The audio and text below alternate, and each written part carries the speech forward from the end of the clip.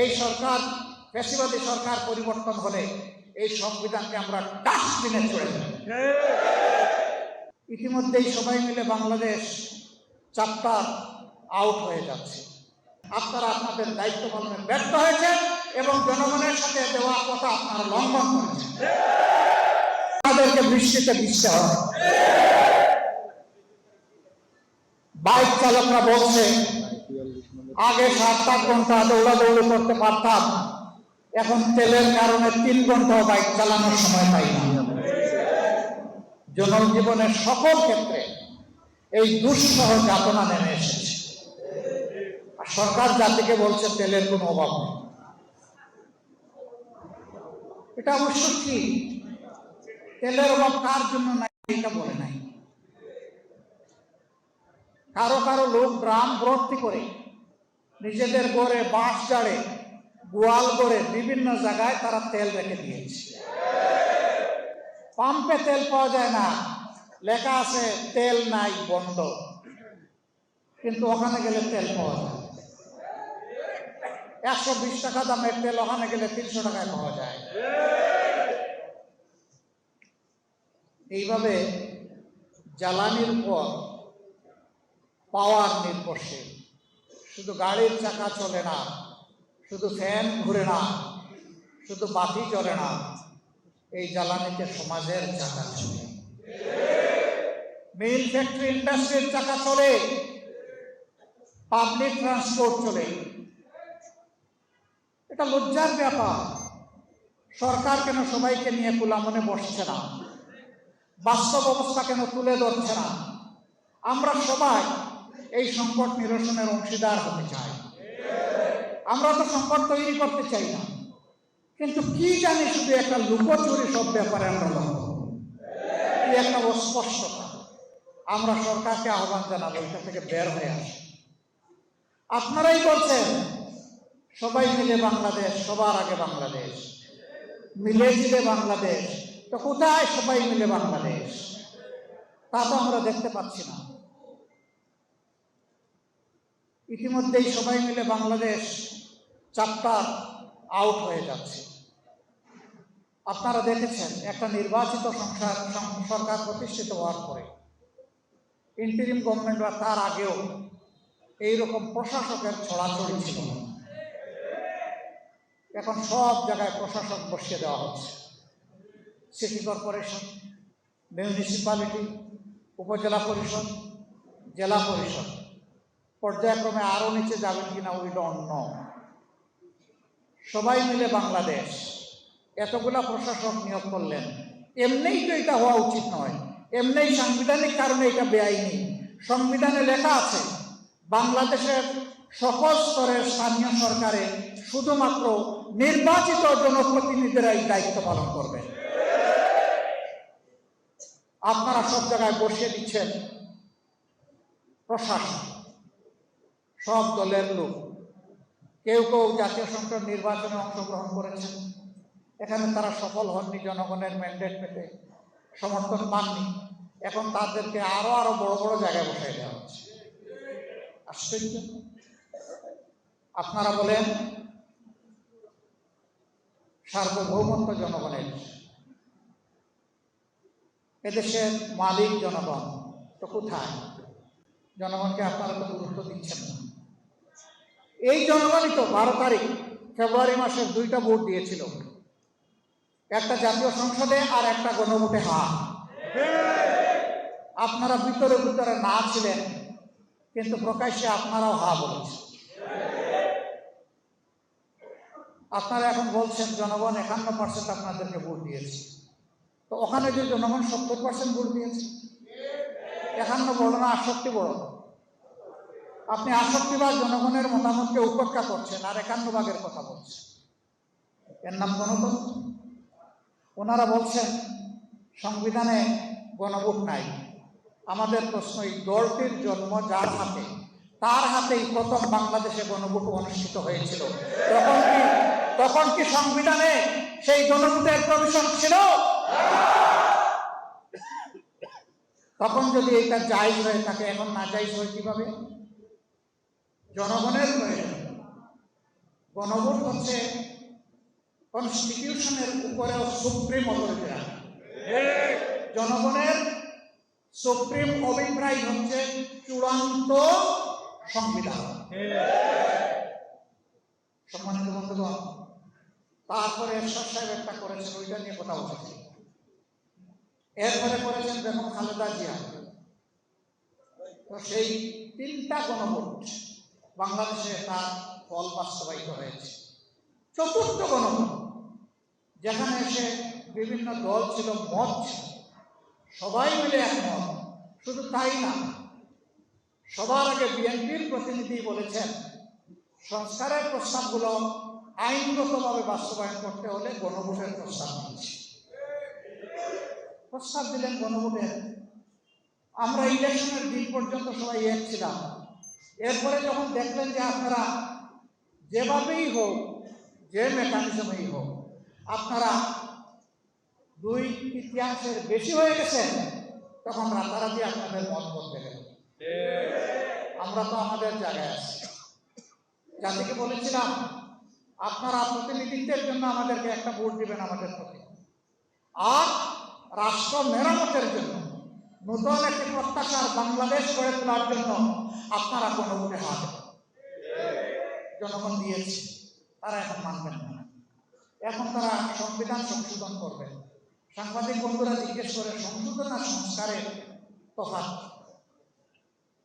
একটা হচ্ছে পুরানা জামা ছিঁড়ে গেছে, ওইটাকে কেটে জোড়া দিয়ে পরানো। আরেকটা হচ্ছে গায়ের জামার 3টা অংশ, ছিঁড়া অংশটা পুরা ফেলে দিয়ে সেখানে নতুন জামা পরানো। আমরা ওই কাটা ছেঁড়া জামা আর জাতির গায়ে পরাতে চাই না। এই সংবিধান 17 বার 16 বার সংশোধন হয়েছে। এত সংশোধনের পথে ফেসিবাদ আসলো কিভাবে? সংবিধানের যে ধারাগুলোর কারণে ফেসিবাদ জন্ম নেয়, আমরা ওই ধারাগুলাই সংবিধান থেকে আমরা নির্বাচনের মাধ্যমে সংস্কার করতে চাই। সরকারি দল বলছেন তারা সংস্কার মানবেন না, তারা সংশোধন করবেন। আমরা তাদেরকে অনুরোধ করব, যদি গণতন্ত্রে আমরা সবাই বিশ্বাসী হই, আসুন গণভোটে আমরা সবাই এক হয়ে যাই। হ্যাঁ, সংকট আপনারা তৈরি করেছেন। এর নিরসন হওয়ার কথা ছিল 15 মার্চের ভিতরে। আপনারা আপনাদের দায়িত্ব পালন করেন না, এই জন্য এই সংকট তৈরি হয়েছে। আমরা 2টা শপথ দিয়েছি, আপনারা একটা নিয়েছেন। আপনাদের দায়িত্ব ছিল সংস্কার পরিষদের সভা আহ্বান করার জন্য দায়িত্বশীল ব্যক্তিকে লিখিত অনুরোধ জানানো। আপনারা শুধু অনুরোধ করেছেন জাতীয় সংসদ অধিবেশনের জন্য, সংস্কার পরিষদের জন্য করেন নাই। আপনারা আপনাদের দায়িত্ব পালনে ব্যর্থ হয়েছেন এবং জনগণের সাথে দেওয়া কথা আপনারা লঙ্ঘন করেছেন। আমরা আমাদের জায়গায় রয়ে গেছি। আমরা সরকারি দলকে বলবো, এখনো সময় হাতছাড়া হয়ে যায়নি। আমরা চেয়েছিলাম সংসদের ভিতরে সমাধান হোক, আপনারা সুযোগ গ্রহণ করেননি। আমাদেরকে ঠেলে জনগণের এই রায় বাস্তবায়ন করার জন্য জনগণের কাছে আপনারা আমাদেরকে আসতে বাধ্য করেছেন। যেই জনগণ খালি হাতে সশস্ত্র দুর্বৃত্তদেরকে মোকাবেলা করে 5 আগস্ট পরিবর্তন এনেছিল, সেই জনগণের মৃত্যু হয় না। এই জনগণ এখনো জীবিত, এখনো জাগ্রত। বিশেষ করে আমাদের যুব সমাজ, যাদের নেতৃত্বে শেষ চেষ্টা পালাতে বাধ্য হয়েছে, আমরা তাদেরকে বলবো, তোমরা তোমাদের বিপ্লবের যে খালি হাতের হাতিয়ার, অর্থাৎ দেশপ্রেম এবং ইমানের হাতিয়ার, সেটাকে আবার শান্ত করো। যেমন আগে নেমেছি, এখন আবার নামবো এবং ইনশাআল্লাহ জনগণের এই দাবি আমরা আদায় করে ছাড়বো ইনশাআল্লাহ। এ দাবি আদায় না হওয়া পর্যন্ত একটি ইনসাফ ভিত্তিক বাংলাদেশ গঠন করা অসম্ভব। ফ্যাসিবাদ একটা রোগ, নির্দিষ্ট রুগী মারা গেলেও ফেসিবাদ মারা গেছে এটা বলতে পারবেন না। এটা একজন থেকে আরেকজনের সংক্রমিত হয় এবং সেই সংক্রমণ ইতিমধ্যে আমরা লক্ষ্য করছি। জনগণের রায়কে অবলীলায় অগ্রাহ্য অপমান অস্বীকার করার নামই হচ্ছে ফেসিবাদের সূচনা। আমরা দেশে আর ফেসিবাদ চাই না। এখন যারা সরকারি দলে তারাও বড় মজলুম ছিলেন, আমরাও বড় মজলুম ছিলাম, গোটা জাতি মজলুম ছিল। আমরা সাবেক এবং বর্তমান সকল মজলুমকে বলবো, আসুন আমরা আবারও জুলুমের বিরুদ্ধে ঐক্যবদ্ধ হই। ইনশাআল্লাহ জনগণের ন্যায্য অধিকার জনগণের হাতে তুলে দেওয়া পর্যন্ত 11 দল এবং বাংলাদেশ জামাত ইসলামের লড়াই অব্যাহত থাকবে। আমাদের বিশ্রাম নেওয়ার কোনো জায়গায় কি নয়, দুনিয়া লড়ে যাওয়ার জায়গা। আল্লাহ তাআলা যদি মেহেরবানি করেন বিশ্রাম আমরা নেব, আল্লাহ তাআলার জিম্মায় নেব ইনশাআল্লাহ। সংসদে টিকিট বিক্রি একটা কথা উঠেছে। আমার একটা টিকিট বড় হয়েছে, আপনাদের কারো কাছে আছে? জান্নাতের টিকিট নাই? আচ্ছা, পাবলিকের কাছে পাইলাম। সাংবাদিক বন্ধুগণ, আপনাদের কাছে কি জান্নাতের কোনো টিকিট আছে? আপনাদের কাছেও নাই, এখানেও পাওয়া গেল। এবার সংসদে যারা বলেছেন তাদের কাছে আমরা টিকিট চাই, যে ওই টিকিট একটা টিকিট হলে আমাদেরকে দেয়। দেখি এই টিকিটটা কে ইস্যু করলো, আমরা একটু দেখতে চাই। হ্যাঁ, কাউকে বোকা ভাবার কোনো কারণ নেই। আমি শুধু জ্ঞানী, আমি শুধু চালাক, আর বাকি সমস্ত লোক হবে, এটা যেন কেউ চিন্তা না করে। যার যার জায়গায় সবাই 3.5 হাত একেবারে কাটায়। এখন মিডিয়ায় ভাসছে কারা কারা জান্নাতের টিকিট বিক্রি করেছে। সংসদে দেখেছেন, আমরা বলেছি এই সংবিধানের সংস্কার চাই, কখনো বলিনি যে এই সংবিধানকে ছুঁড়ে ফেলে দিতে চাই, আমরা কখনো বলি। কিন্তু আমাদের নামে মিথ্যা অভিযোগটা হলো আমরা নাকি বলেছি। হ্যাঁ, সব ফায়ার আপনি যাকে টার্গেট করেছেন তার বুকে নাও পড়তে পারে, অনেক সময় ব্যাক ফায়ার, এটি ব্যাক ফায়ার করেছে, করে নাই? আমি সম্মান রেখে বলতে চাই, এই সংবিধানের দোহাই দিয়ে যে অপশাসন, যে দুঃশাসন, যে ফ্যাসিবাদ কায়েম হয়েছে, এর বিরুদ্ধে ফুঁসে উঠতে গিয়ে সর্বপ্রথম বিএনপি নেতা, সিনিয়র নেতা, তিনি ছিলেন স্থায়ী কমিটির সদস্য, সাবেক মন্ত্রী জনাব এম.কে. আনোয়ার এই কথাটা জাতীয় প্রেস ক্লাবে বলেছিলেন। তিনি বলেছিলেন এই সরকার, ফ্যাসিবাদী সরকার পরিবর্তন হলে এই সংবিধানকে আমরা ডাস্টবিনে ছুড়ে দেব।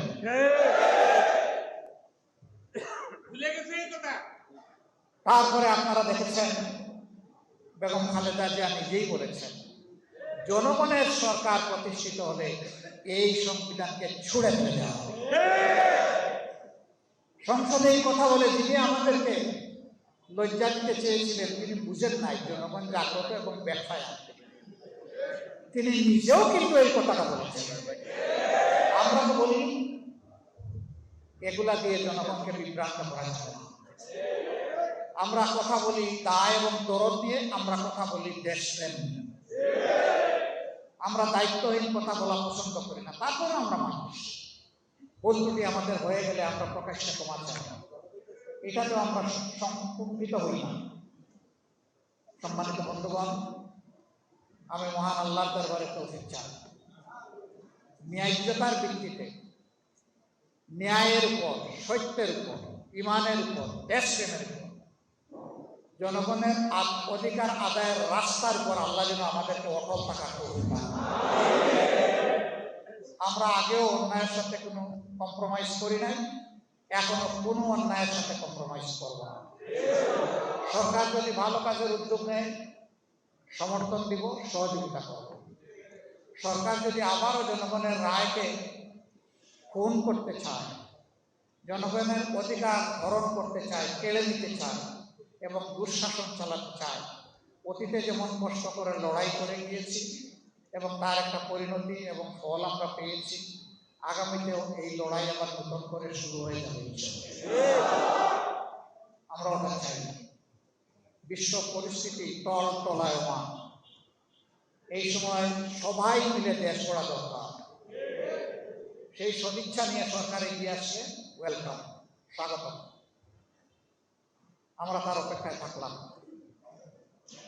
গণভোটকে অগ্রাহ্য অমান্য করার কারণে আর জ্বালানির বাজারে বিশৃঙ্খলার প্রতিবাদে আগামীকাল ইনশাআল্লাহ ঢাকায় আমাদের আন্দোলনের প্রথম কর্মসূচি বাস্তবায়ন হবে। আমাদের কর্মসূচি হবে নিয়মতান্ত্রিক, আমাদের কর্মসূচি হবে ইস্পাতমুখী। আমরা ভায়োলেন্সে বিশ্বাস করি না, কিন্তু আমাদের বিরুদ্ধে কেউ ভায়োলেন্স করতে আসলে আমরা ইস্পাতের মতো হয়ে যাব। দেশবাসীকে আমরা আহ্বান জানাবো, যতদিন আপনারা দেখবেন যে আপনাদের জন্য, আপনাদের অধিকারের জন্য আমরা লড়াই করছি, আমাদের জন্য দোয়া করবেন, আমাদেরকে ভালোবাসবেন, আমাদেরকে সমর্থন দিবেন। এবং যেহেতু দাবিগুলা জনগণের, সেই কারণে আমরা আপনাদের সাথে একাকার হয়ে, আমাদের সাথে না, আপনারাই বৃহত্তর জনগোষ্ঠী, আপনাদের সাথে একাকার হয়ে আমরা লড়াই করে দাবি আদায় করব ইনশাআল্লাহ। সাংবাদিক বন্ধুগণকে আমরা আন্তরিক ধন্যবাদ জ্ঞাপন করছি। তারা আমাদের কর্মসূচি কাভার করতে এখানে এসেছেন, অনেক আগে চলে এসেছিলেন। তাদের কষ্টের জন্য আমরা সমবেদনা জ্ঞাপন করছি। আমরা ইনশাআল্লাহ, আপনারা দেশের চতুর্থ স্তম্ভ, আপনারা বাকি 3 স্তম্ভকে পাহারাদারি করেন। আপনারা যতটা জাগ্রত থাকবেন, 3টা স্তম্ভ ততটা ঠিকমতো ফাংশন করবে। আর আপনারা যদি নিজের জায়গায় কোনো দুর্বল হয়ে যান, বাকি 3 স্তম্ভ দুর্বল হয়ে যাবে। ফেসিবাদ আমলে আপনারা সত্যকে সবসময় সত্য হিসাবে তুলে ধরতে পারেন, এটা সত্য, এটাকে অস্বীকার করতে পারেন। আমরা চাই এখন আপনারা তুলে ধরবেন। তবে হ্যাঁ, এখনো আমরা কিছু কিছু কথা শুনি যে আমরা তো চাই, কিন্তু ওই কিন্তুটার অস্তিত্ব আর দেখতে চাই। আমরা চাই বিচার বিভাগ স্বাধীন, আমরা চাই সাংবাদিক জগৎ স্বাধীন, আমরা চাই দুর্নীতি দমন কমিশন স্বাধীন, আমরা চাই মানবাধিকার কমিশন স্বাধীন। আমরা এই 4টা জায়গায় আর কোনো পরাধীনতা দেখতে চাই না। কিন্তু আমরা আশঙ্কা করছি এই 4 জায়গায় আবার পরাধীনতা মুকুট করিয়ে দেওয়ার চেষ্টা করা হবে। এই চলমান সংসদে আপনারা জাগ্রত থাকবেন, প্রতিবাদ করবেন, আওয়াজ তুলবেন, অধিকার কেড়ে নেওয়ার বিরুদ্ধে সবাই মিলে লড়াই করবেন।